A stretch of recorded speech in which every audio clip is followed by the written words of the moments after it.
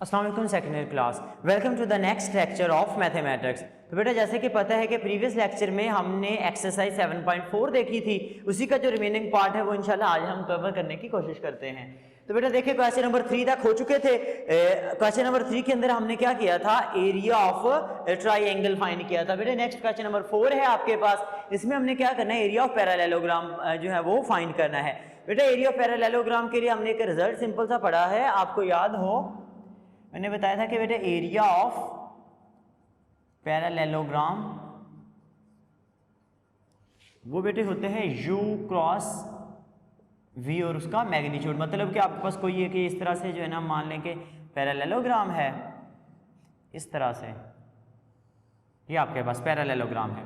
अब इस पैरेललोग्राम का एक बेटा जो है आपके पास कह लें कि जो साइड है वो u है, एक v है इस तरह से। तो अगर इसका आपने एरिया निकालना है तो बेटा वो क्या है, u क्रॉस v है। अब यहाँ पे बेटा देखिए आपको 4 पॉइंट दिए उसने a b c d, तो अगर हम इसी को ले लें, देखें मैं इधर से लेके चलता हूँ इसको, हमारे पास इसमें बेटे आ जाएगा, देखें मैं कहता हूँ a b c d, इसको इस तरह से भी नाम दे सकते हो या फिर a b c d, जिस तरह से आपको जो है ना वो सही लगे। अब दोनों तरह से कर सकते हो इसको। अब देखें होगा क्या बेटे, यहाँ पे इसकी डायरेक्शन ये है, इसकी डायरेक्शन ये है आपके पास।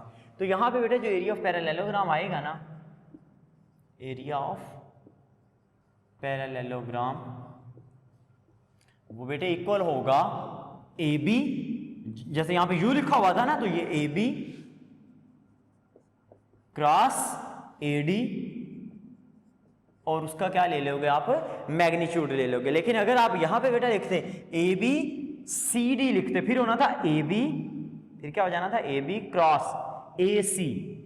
तो अब बेटा अगर इस तरह से भी लोगे ना, इसका एरिया निकालोगे, तो अब देखोगे कि आंसर आपका तब भी सेम ही होगा। तो हम इसको दोनों तरह से लिख सकते हैं, यानी कि ए बी सी डी या फिर ए बी और सी डी, देन डायरेक्शन आपके पास इस तरह से, ठीक है ना, दोनों तरह से आप इसको कर सकते हो। अच्छा देखिए बेटा इसमें आपने क्या फाइंड करना है, ए बी और ए डी चाहिए ना हमें, तो ए बी हम निकाल लेते हैं। तो क्या आएगा, position vector of B minus A, मैं डायरेक्ट लिख रहा हूँ, आप इसको देख लीजिएगा। तो बेटा आपके पास ये आ जाना है 4i plus 2j minus 3k minus i minus 2j plus k, ठीक है ना। अगर यहाँ पे 1 2 माइनस 1 लिखो तो अंडरस्टूड है बेटा, वहां पे i j k उसके साथ जो है ना वो उसी तरह से है। तो अब ए बी बेटा क्या आ जाएगा, 3i plus 2j minus 2j is plus 0j minus 2k। ये आपके पास बेटा उसमें एक इक्वेशन आ गई जो ए बी है। अब ए डी निकाल लीजिए इसी तरह से, तो क्या आएगा, पोजीशन वेक्टर ऑफ डी वो है आपके पास 9i minus 5j plus 0k minus A minus i minus 2j plus k। अब इसको सॉल्व कर ले हम, हमारे पास बेटा आ जाएगा 8i, यानी कि i में से i को निकाल दें, माइनस j में से j उनको साथ कर लें और जो k वाले हैं उनको एक साथ सॉल्व कर लीजिए। ये आ गया आपके पास बेटा a d आ गया। अच्छा अब आप क्या करें, A B cross A D निकाल लें। Now A B cross A D वो क्या आ जाएगा बेटा, आपको पता है i j k, और क्या हो जाएगा आपके पास, ए बी पहले लिखा है ना आपने, तो क्या आ जाएगा 3 0 माइनस 2, और ए डी के बेटे आ जाएंगे 8 माइनस 7 1, 8 माइनस 7 और 1 आपके पास आ गया। अब इसको बाय फर्स्ट रो या बाय फर्स्ट कॉलम एक्सपेंड कर लीजिए, तो आपके पास क्या आ जाएगा, i इंटू, देखो बेटा ये कॉलम खत्म हो जाएगा, ये रो खत्म, 0 into 1 is 0, minus minus plus हो जाएगा 7 टू 14, तो क्या होगा 0 माइनस 14 माइनस j। ये जो माइनस आया बेटा ये फार्मूले वाला। अच्छा माइनस j ये भी खत्म हो गया, ये भी खत्म हो गया, क्या आपके पास बच गया 3 प्लस 8 टू 16 प्लस k, ये भी खत्म, ये भी खत्म, 3 माइनस 7 इज माइनस 21 माइनस 0, कि ये 0 फैक्टर हो जाएगा। अब इसको सॉल्व कर ले बेटा हम, हमारे पास देखें क्या आएगा, देखिए आपके पास आ गया यहाँ से बेटा माइनस 14 आए, 14 आए, यहाँ पे 16 3 90 minus 19j and minus 21k। ये आपके पास बेटे क्या आ गया, सॉरी u क्रॉस v नहीं लिखना चाहिए, यहाँ पे लिखना चाहिए हमारे पास A B cross A D, A B cross AD। अब इसका मैग्नीट्यूड ले लें, AB क्रॉस AD का मैग्नीट्यूड, तो उसके लिए क्या हो जाएगा -14 का स्क्वायर प्लस -19 का स्क्वायर प्लस -21 का स्क्वायर रूट, सारे का बेटे क्या आ जाएगा स्क्वायर रूट आ जाएगा। तो अब बेटा इसका स्क्वायर रूट कीजिए, 14 का स्क्वायर करेंगे तो आपको पता है कितना आ जाएगा 196 प्लस 19 का स्क्वायर जो है ना वो हम देख लेते हैं कितना आ रहा है आपके पास 381 आई थिंक, सॉरी 361 प्लस 21 का बेटे स्क्वायर लेंगे तो आपके पास क्या आ जाएगा, वो आ जाएगा 441।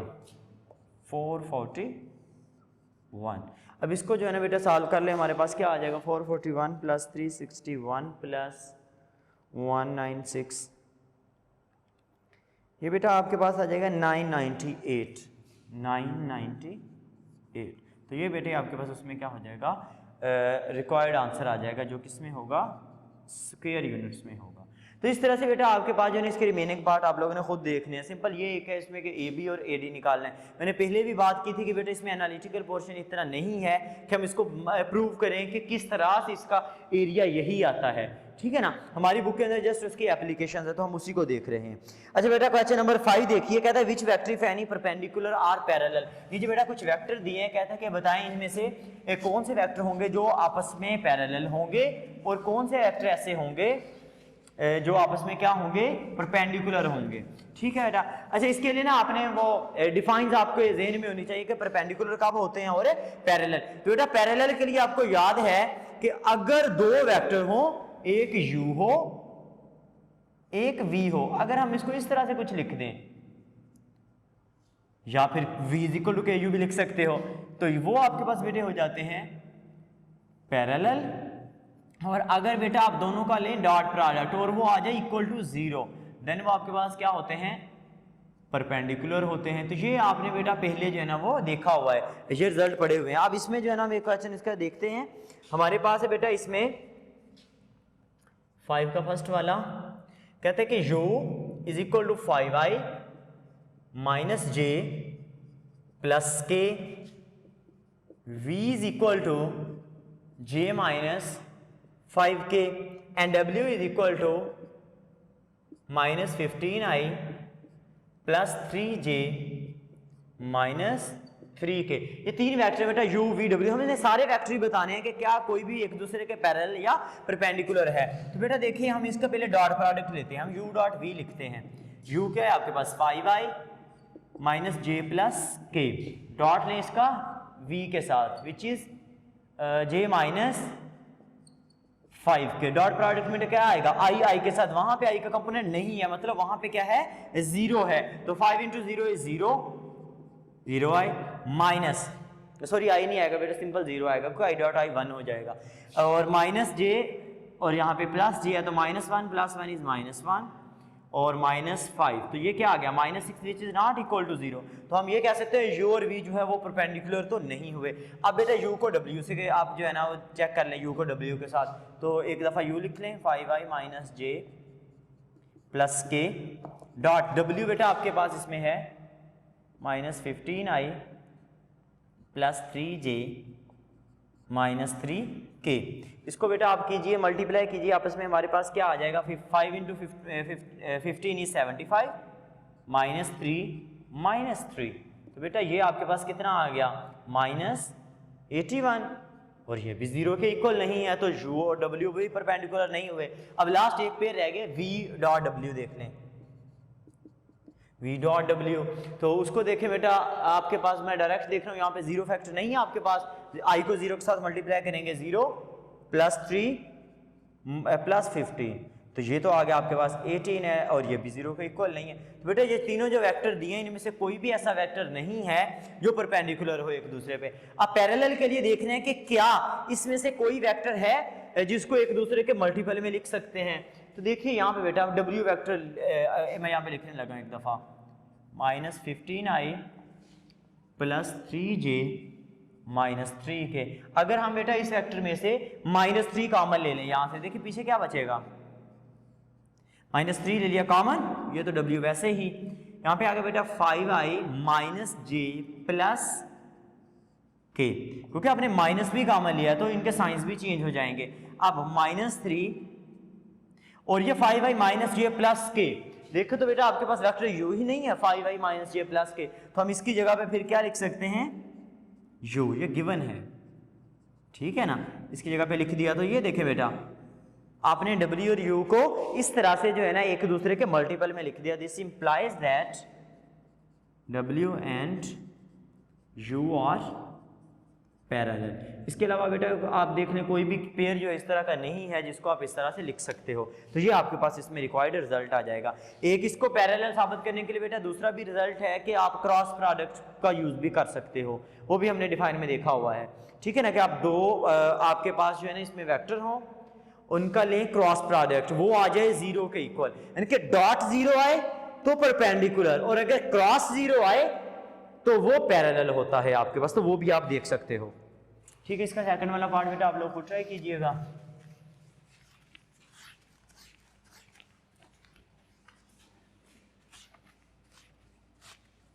ये बेटा शॉर्ट क्वेश्चंस के लिए जो है ना एक्सरसाइज इंपॉर्टेंट है, इसको आप लोग देख लीजिएगा। अच्छा बेटा क्वेश्चन नंबर 6 आपके पास है, कहता है कि a cross b cross c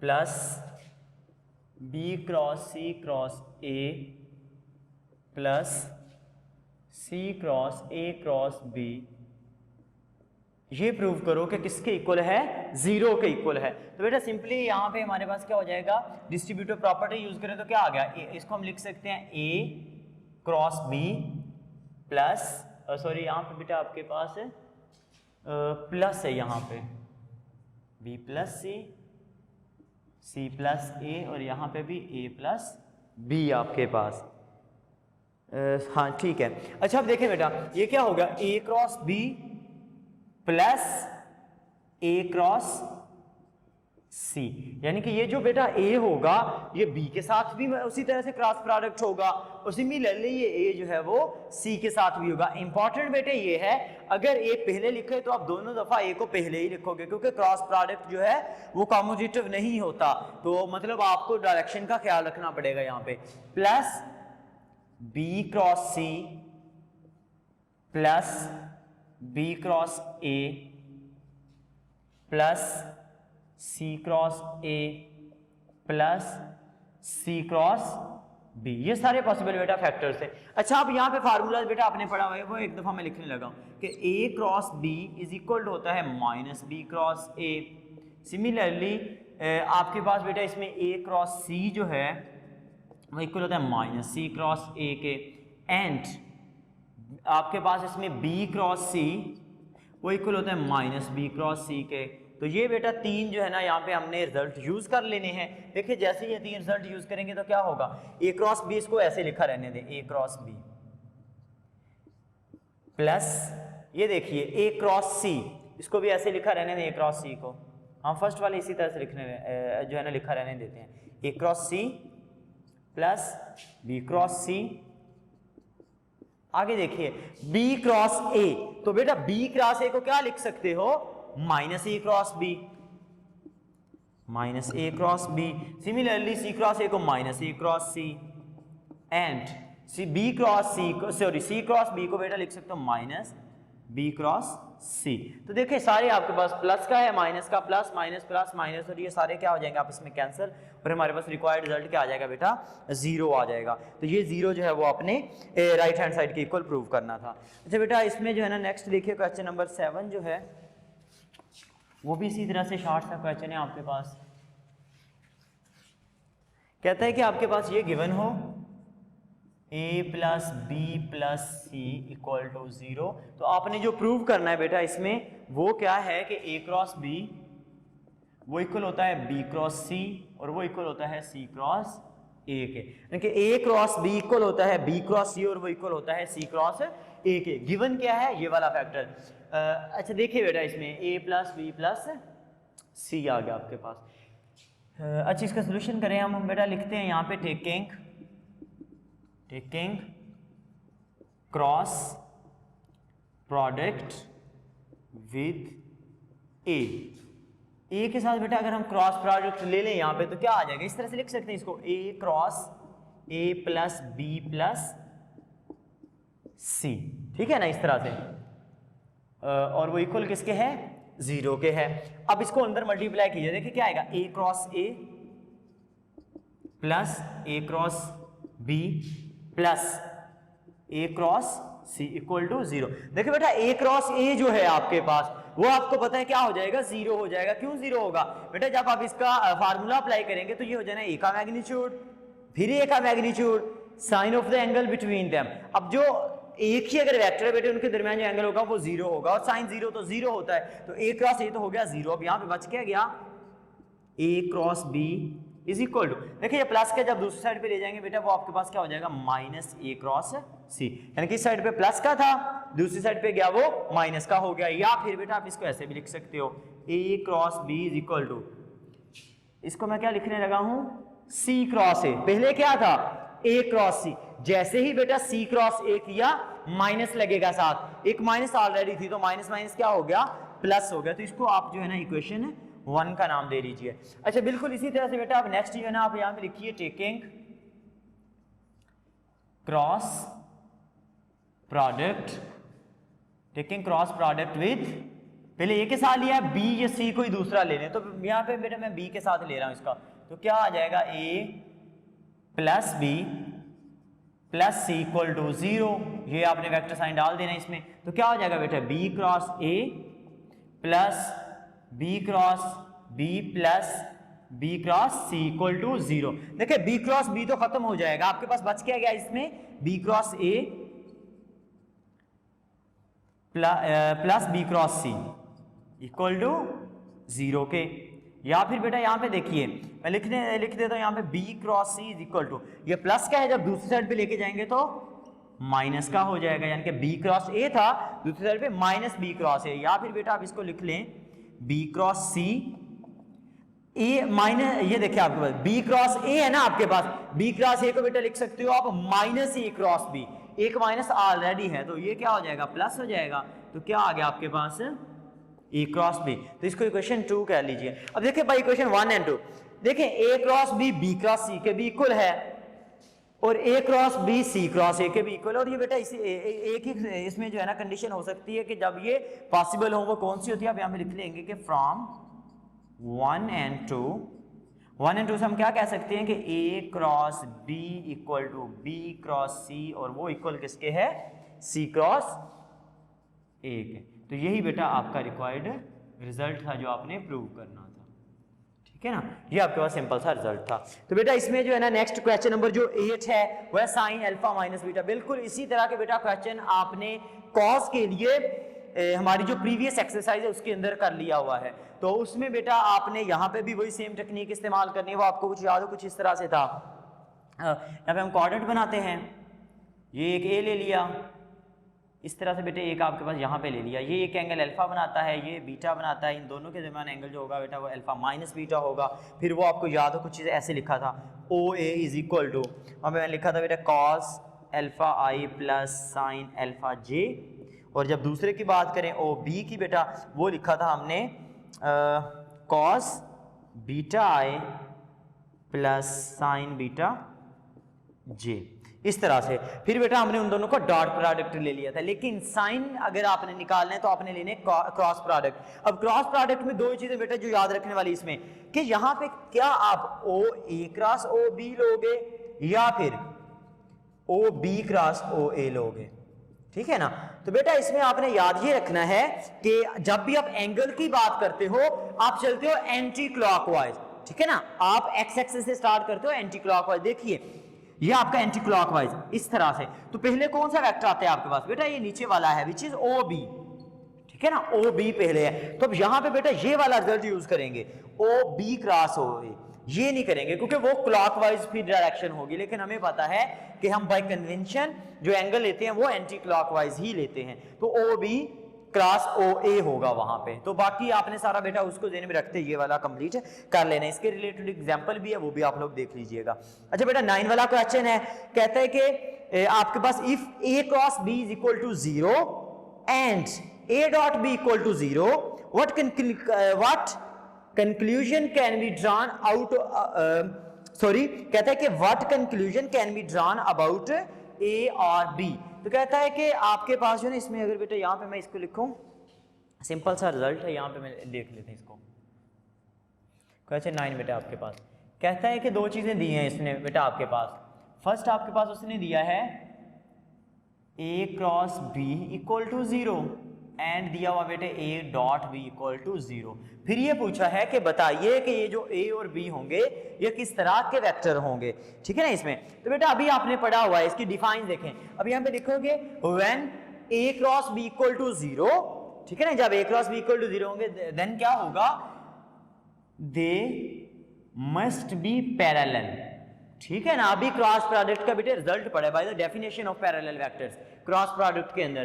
तो अगर दो का क्रॉस प्रोडक्ट आ जाए 0 के इक्वल तो बेटा वो क्या हो जाता है आपके पास, पैरेलल। देन आप लिखोगे बेटा इफ आप इस तरह से लिख लीजिए, if the dot product of vector a and b equal to 0 then they must B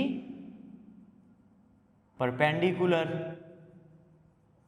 ठीक है ना। ये अगर क्रॉस है तो वो पैरेलल हो जाएंगे, डॉट है तो परपेंडिकुलर हो जाएंगे। जो इंपॉर्टेंट पॉइंट है यहाँ पे बेटा देखिए, उन्होंने जो है ना दरमियान में लिखा हुआ है and A dot B, and का वर्ड यूज किया है। अगर तो बेटा वो कर देता और का वर्ड यूज तो फिर तो पॉसिबिलिटी थी या ऊपर वाला हो जाएगा या नीचे वाला। अब बेटा उसने लगा दिया एंड, यहाँ पे एंड का से मुराद ये है ऊपर वाला भी हो नीचे वाला भी हो। तो बेटा आपको पता है टेक्निकली ये बात आप कर ही नहीं सकते कि दो वेक्टर एक ही वक्त में पैरेलल भी हो जाएं और उसी वक्त में आपके पास परपेंडिकुलर भी हो जाएं, ये पॉसिबल नहीं है। फिर भी लेकिन अगर ये पॉसिबल नहीं है आंसर तो फिर भी 0 आ रहे हैं आपके पास। तो बेटा यहां से फिर जो हमारे पास रिजल्ट हो सकता है वो कुछ इस तरह से होगा, this implies that a equal to 0 और b इक्वल टू 0 और बोथ इक्वल टू 0। ये वो केस होगा बेटा, या तो a जो वेक्टर है वो ही 0 वेक्टर है, क्योंकि 0 वेक्टर के जब किसी भी वेक्टर से आपने क्रॉस प्रोडक्ट ले लिया 0 होगा, डॉट प्रोडक्ट ले लिया तब भी 0 होगा। फिर अगर b 0 सिमिलरली इसी तरह से, और अगर दोनों 0 तब भी 0 ही आएगा। तो हम यहाँ से बेटा ये रिजल्ट निकाल सकते हैं a और b के दरमियान के जो a और b होगा या तो a 0 होगा या फिर b 0 होगा या फिर दोनों ही 0 होंगे। तो इस तरह से बेटा जो है ना आप इसको बता सकते हैं। तो बेटा ये हमारी जो एक्सरसाइज 7.4 है ये कंप्लीट हो चुकी है। इसके क्वेश्चन है बहुत सिंपल है, वो आप लोगों ने देख लेना है। इंशाल्लाह हमारा नेक्स्ट लेक्चर जो होगा उसमें हमने एक्सरसाइज 7.5 की तरफ जाना है। तो तब तक के लिए अपना ख्याल रखिए, अल्लाह हाफिज।